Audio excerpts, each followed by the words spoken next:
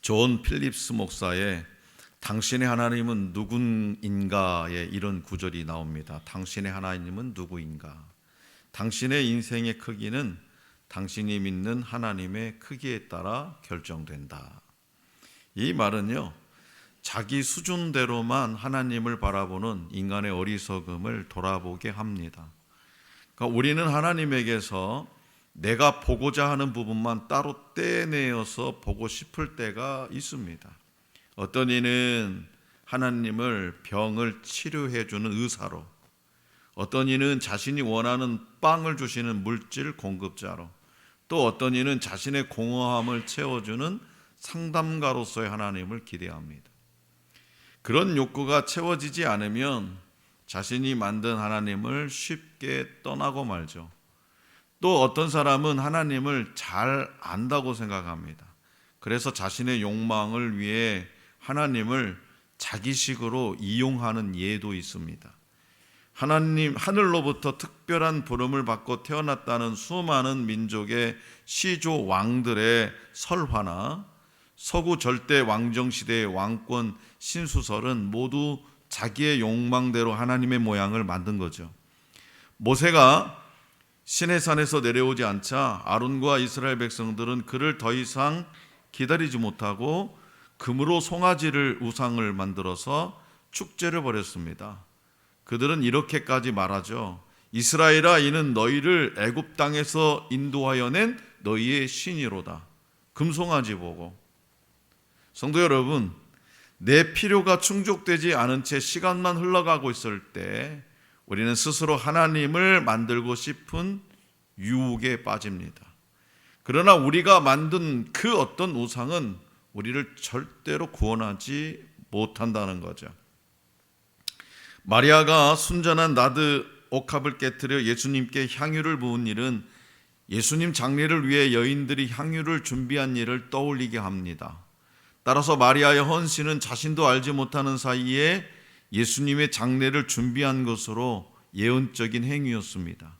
이 향유 사건 이후에 예수님이 예루살렘으로 입성하시는 사건이 기록되어 있죠. 오늘 우리에게 주신 본문 말씀은 구약 성경에서 이미 예언된 구속사적 내용의 성취라는 맥락에서 매우 중요합니다.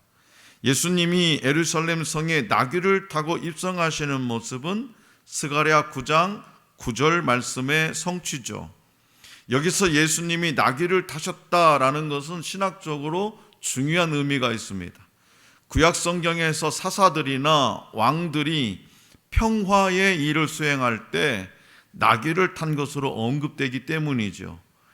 예수님을 환영하는 무리가 들었던 종려나무 가지는 초막절 때 사용된 것으로 승리의 표상이었습니다.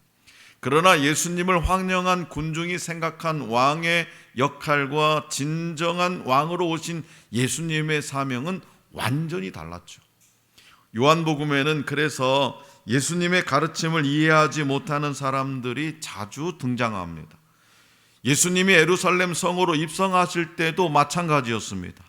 본문 말씀에는 예수님을 둘러싼 무리, 그리고 제자들, 그리고 바리새인들이 등장하죠. 그런데 이들은 예수님의 예루살렘 입성이 갖는 의미에 대해서 제대로 깨닫지 못했습니다. 그들은 예수님을 정치적인 왕으로 잘못 생각하고 있었죠. 그래서 그들은 예수님을 큰 소리로 환영합니다. 왜요? 자신들의 욕구를 충족시켜 줄 수 있을 거라는 기대감 때문이죠. 본문 말씀 12절과 13절에 기록된 대로 종려나무로 가지를 흔들고 호산나를 외치면서 이스라엘의 왕을 연호합니다. 사람들이 외친 호산나, 이 호산나는 이제 구원하소서, 우리가 기도하오니 구원하소서라는 의미입니다. 사람들은요, 자유로워지기를 갈망합니다. 정치적 억압으로부터, 경제적 억압으로부터, 어떤 질병으로부터 풀려나고 행복하고 풍요로운 삶을 살 수 있기를 갈구합니다. 하지만 죄와 탐욕으로부터 벗어나야 한다고는 생각하지 않습니다. 예루살렘에 모인 사람들은 이미 나사로를 살리신 예수님의 이야기를 들었습니다. 그렇기 때문에 하나님의 강력한 능력을 기대하고 있었습니다. 이런 그들의 기대에 반해서 예수님은 그저 작은 나귀 새끼를 타고 계실 뿐이었습니다. 예수님께서는 하나님 나라를 선포하실 때 복음이라는 단어를 사용하셨습니다. 복음은 헬라어로 유앙겔리온입니다. 오늘날 우리말로 번역하면 기쁜 소식이죠. 고대 로마 사회에서 유앙겔리온은 황태자가 탄생했을 때, 로마 시대 때는요, 이 유앙겔리온이 황태자가 탄생했을 때, 또 황제가 전쟁에서 승리했을 때 사용했던 단어입니다. 황제가 전쟁을 통해 나가서 새로운 땅을 정복하고 다시 로마로 당당히 개선하는 그 소식을 유앙겔리온이라 표현했습니다. 예수님이 살던 시대의 복음 곧 유앙겔리온이라는 단어는 이렇게 권력과 명예와 승리를 상징하는 단어였습니다. 그런데 여기에 또 한 가지 흥미로운 것이 있습니다.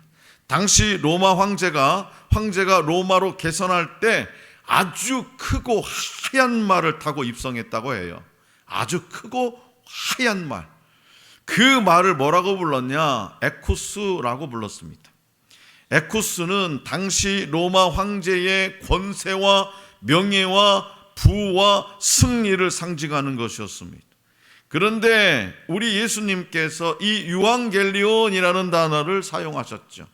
복음, 그 단어를 천국과 함께 붙여서 천국 복음이라 선포하셨습니다. 하나님 나라의 소식을 기쁜 소식이라 하시면서 이 땅 가운데 선포하셨죠. 우리 예수님께서 선포하시는 이 기쁜 소식, 곧 복음은 이제껏 세상 모든 사람이 알고 있었던 복음과는 전혀 다른 것이었습니다. 그것은 권력과도 거리가 멀고 명예와도 거리가 먼 것이었습니다. 부와도 거리가 멀고 전쟁의 승리와 거리가 먼 것이었습니다. 이 기쁜 소식은 이러한 것들로 얻어내는 승리가 아니었습니다. 오히려 예수님의 복음은 겸손을 통해서, 섬김을 통해서, 십자가를 통해서 이루어지는 것이었습니다. 예수님께서 예루살렘에 올라가실 때 타신 어린 나귀는 이러한 주님의 방법을 그대로 보여주는 것이었습니다. 로마 복음의 상징이 에쿠스라면 예수님의 복음의 상징은 어린 나귀 새끼입니다. 이렇게 예수님은 자신이 구약에 예언된 구원자이며 세상을 정복할 왕으로 오시지 않았음을 보여주셨습니다. 다른 사람들을 죽이고 지배하는 세상의 왕으로 오신 것이 아니라는 거죠. 예수님은 모든 사람을 물질적 풍요로 인도하는 해방자로 오신 것이 아니라 이 땅의 구원자로 오신 겁니다. 예수님은 모든 사람을 죄로부터 구원하시기 위해 보내심을 받은 평화와 섬김의 주로 오셨습니다. 오늘 우리도 예수님을 기대한다고 하지만 예루살렘 성에 모인 사람들처럼 어쩌면 각자의 욕심을 투영하고 있는지도 모르겠습니다. 예수님은 왜 그 좋은 에쿠스 정도 타고 다니면 대체적으로 사회적으로 성공한 사람, 잘 나가는 사람, 부자, 우리도 그렇게 생각하지 않았겠습니까? 자동차 이름 붙여대는 거 보면 기가 막힙니다. 그러나 분명한 것은 예수님은 우리의 소원을 성취하기 위한 수단이 아니라는 거죠. 그렇기 때문에 예수님을 환호하는 것이 내 소원이나 내 목적을 위해서라면 그 환호는 왕이신 예수님을 영접하는 것이 아니라 내 탐욕을 채우기 위해서 예수님을 기꺼이 이용하는 것이라는 사실을 깨닫기를 바랍니다. 그런데 안타깝게도 요한을 비롯한 제자들마저, 군중들뿐만 아니라 요한을 비롯한 제자들마저 예수님이 어린 나귀를 타고 예루살렘에 입성하신 일에 참된 의미를 깨닫지 못했다라는 거예요. 아마도 제자들은 이 당시 막 열광적인 분위기에 휩쓸 겁니다. 요세푸스는 약 200만 명 정도 모였을 것이라고 추측하고 있어요. 200만 명. 어마무시한 거죠. 200만 명이면. 이렇게 예수님과 함께 3년 동안 동고동락한 제자들마저 그 의미를 몰랐다면 그때 종려나무 가지를 흔들며 호산나를 외치던 군중들은요, 더더욱 그 의미를 이해하지 못했을 겁니다. 예수님이 인간을 죄에서 구원하시고 참된 하나님 나라를 이루어 다스릴 영적 메시아라는 사실을 제자들은 부활하신 예수님이 성경을 풀어주신 후에야 깨달을 수 있었다라는 거예요. 다시 말해서 성령이 아니고서는 하나님의 영적 비밀을 이해할 수 없습니다. 우리도 때로는 말씀과 성령님의 인도를 이해하지 못할 때가 있습니다. 비상식적이고 이상하다고 생각할 때가 있습니다. 그러나 그것은 우리의 이해가 부족하기 때문이죠. 성령님이 깨닫게 해주시기를 기도해야 됩니다. 그래서 사도 바울은 고린도전서 2장 14절 말씀을 통해서 오늘 저와 여러분들에게 이렇게 권면합니다. 띄워주세요. 시작. 육에 속한 사람은 하나님의 성령의 일들을 받지 아니하나니 이는 그것들이 그에게는 어리석게 보임이요 또 그는 그것들을 알 수도 없나니 그러한 일은 영적으로 분별되기 때문이라. 아멘. 성도 여러분, 참된 복음의 진리는 주님의 십자가 고난과 부활을 주님과 함께 영적으로 통과한 사람만이 알 수 있습니다. 영적으로 통과하지 않은 사람이 어떻게 십자가 부활 사건을 알 수가 있겠습니까? 어떻게 그것을 아멘으로 받아들일 수 있겠습니까? 그런가 하면 예수님에 대한 바리새인들의 반응은 절망과 분노였습니다. 그들은 수많은 사람이 예수님을 메시아로 환영하며 길을 메우고 있는 모습에 충격을 받고 절망감과 분노에 휩싸여서 이렇게 외치죠. 19절 마지막 부분에 있습니다. 보라, 온 세상이 그를 따르는도다. 온 세상이 그를 따르는도다. 사람들의 열광에 200만 명 정도가 모여가지고 와 호산나 다윗의 자손이야 막 흔들어대고 그냥 난리 법석을 치니까 바리새인들이 절망해요. 왜냐? 대중이 자신들을 버리고 사람들이 자신들을 버리고 바리새인들 종교 지도자들을 버리고 그 하찮은 나귀 새끼를 타고 온 예수님을 따랐기 때문이죠. 바리새인들이 추구했던 것은 진리가 아니었습니다. 뽀록이 난 거죠. 사람들에게서 오는 인기, 권력, 재물이었습니다. 이처럼 영적 진리를 알지 못하고 반대하는 자들은 예수님을 쫓는 사람들이 많아질수록 더 큰 적개심을 갖게 됩니다. 자기 의를 의지하고 내세우는 그들은 결국 예수님을 죽이고 스스로 멸망의 길로 들어섭니다. 심리학 용어 중에 투사라는 말이 있습니다. 투사는 자기 마음속에 있는 욕망을 다른 대상자 혹은 대상물에 옮겨 놓는 것을 뜻합니다. 다시 말해서 내면의 어떤 감정이나 욕구, 생각 등이 외부 대상에 반영되는 것, 이것이 심리학 용어로 투사라 합니다. 이스라엘 백성은 로마의 압제로 인한 고통스러운 삶 때문에 예수 그리스도가 정치적인 메시아이기를 바라고 투사하고 있었다라는 거죠. 그러나 그것은 그들의 투사일 뿐이지 메시아의 참된 모습이 아니었습니다. 오늘 우리도 자신의 여러 가지 문제와 필요에 따라서 하나님과 그분의 메시지를 왜곡하거나 오해해서 받아들이는 경향이 있습니다. 그러면 하나님과 올바른 관계를 맺지 못하게 되고 하나님께 실망해서 때로는 하나님을 떠나기로 결론 짓기도 합니다. 예수님께 환호하던 무리 속에는요, 베다니에서부터 예수님을 쫓아온 자들도 있었습니다. 그들은 죽어서 4일이나 무덤 속에 있었던 나사로를 다시 불러내서 살리신 예수님의 기적을 직접 목격한 사람들입니다. 이러한 사람들의 목격담이 예수님을 표적행하는 자로만 보게 했습니다. 그렇다면 여러분들에게 있어서 가장 깊은 인상을 남긴 메시아 예수님의 참모습은 무엇입니까? 지금까지 신앙생활하면서 예수님이 여러분들 속에 마음 깊이 새겨진 것이 예수님의 모습이 뭐냐 이거예요. 우리 자식 출세시켜 준 겁니까? 내가 부하게 산 겁니까? 내가 성공한 겁니까? 여러분들은 지금 무엇을 쫓고 있습니까? 신앙생활을 좀 해본 사람은 누구나 하나님을 잘 안다고 생각합니다. 하지만 제대로 아는 사람은 드뭅니다. 광활한 하나님의 사랑을, 그리고 원자시대에 어울릴 만큼 크신 하나님을 아직 발견하지 못했기 때문이죠. 우리의 동경과 존경을 한 몸에 받으실 만큼 크신 하나님을 아직 발견하지 못했기 때문입니다. 혹시 하나님이 여러분들의 생각이 만들어낸 그 어떤 작은 상자 속에 갇히신 분은 아닙니까? 하나님이 어린 시절 엄하고 차가웠던 아버지의 모습은 아니십니까? 하나님이 완벽주의자이셔서 작은 실수 하나 용납하지 못하실 것이라고 생각하지는 않으십니까? 하나님이 기업의 말단 사원의 이름이나 얼굴을 기억하지 못하는 최고 경영자라고 생각하십니까? 하나님의 아들 예수님은 모든 문제의 뿌리인 죄의 문제를 해결해 주기 위해 이 땅에 오셨습니다. 그렇기 때문에 예수님이 우리에게 기대하시는 것은 그분을 하나님이 보내신 구원자로 믿고 인정하는 거예요.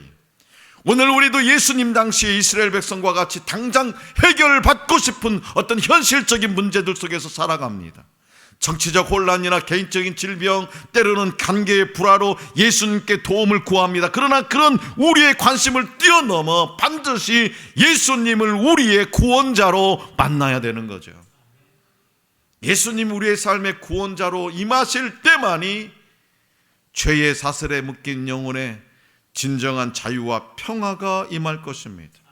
참된 평화는 인간과 하나님의 관계가 회복되어야만 맛볼 수 있는 복입니다. 예수 그리스도는 바로 인간의 근본적 필요를 다 이루어 주실 수 있는 우리의 구원자의 왕이십니다. 그렇기 때문에 예수님을 삶의 주인으로 영접해서 하나님이 약속하신 모든 복을 풍성히 누리시기 바랍니다. 오늘 우리가 본문 말씀에서 더욱 주목해야 하는 것이 있습니다. 그것은 바로 예수님이 그 많은 그 대중이 환호해도, 바리새인들이 시기해도, 제자들이 깨닫지 못해도 묵묵히 자신의 길을 걸어가셨다는 겁니다. 사람들의 환호 속에서 예수님은 무슨 생각을 하셨을까요? 이야, 죽이는데? 그 분위기에 막 자기 스스로 도취되었을까요? 아이들처럼 막 그 분위기에 그냥 휩싸였을까요? 바리새인들의 경계하는 눈빛 속에서, 철없는 제자들의 반응 속에서 예수님은 무슨 생각을 하셨을까요? 예수님이 타신 어린 나귀가 예수님의 생각을 그대로 보여줍니다. 어린 나귀는요, 그저 갈 길을 갈 뿐이에요. 뭐라고 하든 위에 앉아 계신 예수님을 태우고 그분이 가자고 하시는 대로 가야 합니다. 예수님은 인기 때문에, 그 어떤 위협 때문에, 오해 때문에 자신이 맡은 사명의 길을 바꾸지 않으셨습니다. 다시 말해서 예수님께 나오는 사람들은 저마다 다양한 기대를 품고 예수님을 맞이하려 할 것입니다. 그러나 예수님은 사람들의 기대에 맞춰서 당신이 가야 할 길을 바꾸지 않으셨습니다. 언제나 한결같은 모습을 보이셨습니다. 성부 하나님의 부르심을 따라서 끝까지 묵묵하게 당신의 길을 걸어가셨습니다. 그 길은 바로 십자가의 길이었습니다. 그렇기 때문에 오늘 저와 여러분들도 주님이 주신 사명을 따라서 묵묵히 충성해야 합니다. 사람들의 인정이나 사회적 지위 등을 이유로 교묘하게 예수님을 이용하지 말아야 됩니다. 언제나 겸손하게 예수님을 모시고 주님이 가신 길을 뒤따라 걸어가는 하늘 소망교회 성도들이 되시기 바랍니다. 사랑하는 성도 여러분, 예수님은요, 온 세상을 구원하는 6월절 어린 양으로 오셨습니다. 그런데 아직도 예수님이 세속적인 복을 주시리라고 기대하는 무리가 많습니다. 그들은 오늘 본문 말씀에 등장하는 무리와 다르지 않습니다. 그런 무리에게 바른 가르침을 주어야 할 교회의 지도자들마저 본문의 제자들처럼 깨닫지 못하는 경우가 있습니다. 혹시 우리에게는 이런 모습이 없습니까? 아직도 예수님을 오해하고 있지는 않습니까? 예수님의 고난과 죽음, 부활 사건이 온전히 이해되지 않는다면 우리는 예수님을 온전히 이해하지 못한 거죠. 제자들의 인간적인 노력으로는 그것을 알 수 없었습니다. 군중의 맹목적인 갈망으로도 그것을 깨닫지 못했습니다. 종교 지도자들 역시 구원자로 오신 예수님을 받아들이지 못했습니다. 오직 성령님의 은혜에서만, 성령님에 의해서만 십자가의 길과 부활의 영광을 깨달을 수 있었습니다. 저와 여러분들은 그래서 항상 예수님과 함께 있어야 됩니다. 그것은 우리의 기대와 욕망과는 거리가 있는 거죠. 하지만 그래도 우리는 예수님 계신 곳으로 나아가야 됩니다. 거기에 소망이 있고 거기에 구원이 있기 때문입니다. 그곳에 세속적 영광과 기쁨은 없습니다. 예수 잘 믿어서 세상 사람들로부터 세상으로 존경과 환호를 기대하지 마십시오. 세속적인 영광과 기쁨은 없습니다. 그러나 그 영광과 기쁨이 없는 것이 진정한 영광이고 성도의 기쁨입니다. 다양한 인간적인 목적을 버리고 주님만 바라볼 때 예수님을 진정한 이스라엘의 왕이라 고백할 수 있게 됩니다. 그러므로 여러분들이 원하는 모습의 하나님만 구하고 찾았던 어리석음이 있었다면 이 시간에 다시 한번 회개하시기 바랍니다. 저와 여러분들에게 주신 자리에서, 그 어떤 자리에서라도 평화와 섬김의 왕이신 주님을 따르는 우리 모두가 될 수 있기를 간절히 기원합니다.